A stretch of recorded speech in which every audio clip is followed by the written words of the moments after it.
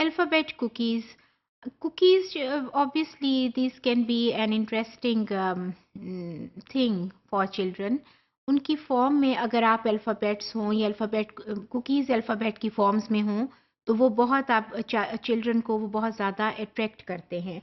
And you can tell them to make themselves. Obviously हम ये कह सकते हैं कि जी वो कुकीज़ कैसे क्लास में बनाएँगे, लेकिन आप देखें छोटे-छोटे ब्लॉक्स होते हैं ना, तो वो अब वो जो ये एजुकेशनल टॉयज़ जहाँ होते हैं, तो वहाँ ये चीज़ें मिल जाती हैं।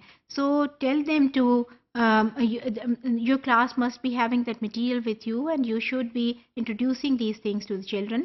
और उनको आप कह सकते हैं कि जी take out these toy cookies and arrange them in your plates and do as we put the children in playing अपने ये वाले जो आइटम्स के साथ। तो आप ये देखें कितने कलरफुल कुकीज़ हैं जो कि आपको इसमें एक प्लेट में नज़र आ रहे हैं। Obviously these are the part of those educational toys और उसमें से लेके उन्होंने प्लेट में बिल्कुल इसी तरह से अरेंज किए हुए हैं जैसे कि कुकीज़ अरेंज हुए होते हैं। And obviously this are very colourful और कलर्स जो हैं वो ऑलवेज चिल्ड्रन को बहुत ज़्यादा बच्चों को अट्रैक्ट करते हैं। It's a good attraction for all of the children. इसमें आप बच्चों को खुद भी कह सकते हैं, फॉर इंस्टेंस डो जो है उससे आप उनसे कुकीज़ बनवा सकते हैं। You can give them the dough, you can give them the cutters and you can have these cutters in the form of the alphabets also. So when some dough is done and dough is, you see, children make it and mix it and then they cut it according to that, तो उससे वो बना के वो खुद भी वो रख सकते हैं।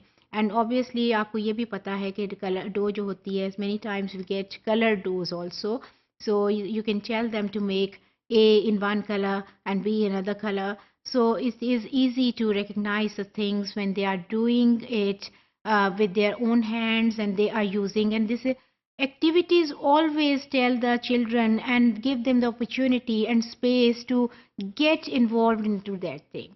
उसमें जो हैंड ऑन एक्टिविटीज़ होती हैं जिसमें खुद वो एक चीज़ को एक्सपीरियंस करते हैं, उनको उसको रिकग्नाइज करना, उसको आइडेंटिफाई करना बहुत आसान हो जाता है एज़ कम्पेयर टू दिस कि उनको वो रोज़ एक बोर्ड पे आके लिख दिया जाए और उनको कहा जाए कि बोलो। It can be one step, but उस स्टेप के बाद ये सारी एक्टिविटीज़ जो हैं उनको उसमें इन्वॉल्व होना चाहिए, उसमें इंट्रोड्यूस करने में, इन सारी में उनको बहुत हेल्प मिलती है।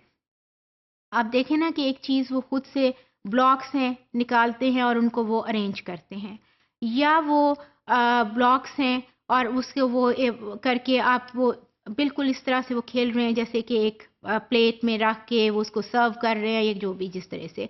और बहुत सारे मिल भी जाते हैं बच्चों के लिए कुकीज़ की अल्फ़ाबेट्स की फॉर्म में। You can tell them to bring those to the as a part of their lunch box also, and then you can tell them to make with dough.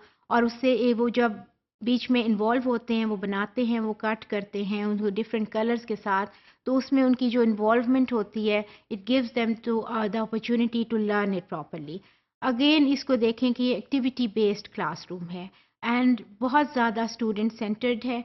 क्यों स्टूडेंट सेंटर्ड है? क्योंकि all of your children are involved है। Teacher का क्या role है? Teacher is just organising it and just you see moving around and helping them, facilitator है।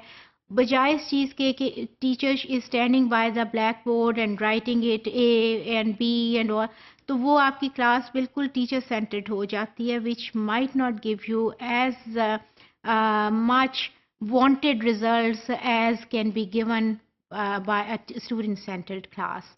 तो इसमें ये जो सारे स्टूडेंट्स जब इन्वॉल्व होके ये चीज़ें बनाते हैं, तो हमने पीछे जिन स्टेप्स पे बात की है रिलेटेड टू आइडेंटिफिकेशन या इंट्रोडक्शन या recognition, all of these steps become very easy for the students to learn it, to remember it and to recall whenever they want, और उसको उससे रिलेट करना इन सारी चीज़ों के साथ उनको ज़्यादा आसान लगता है।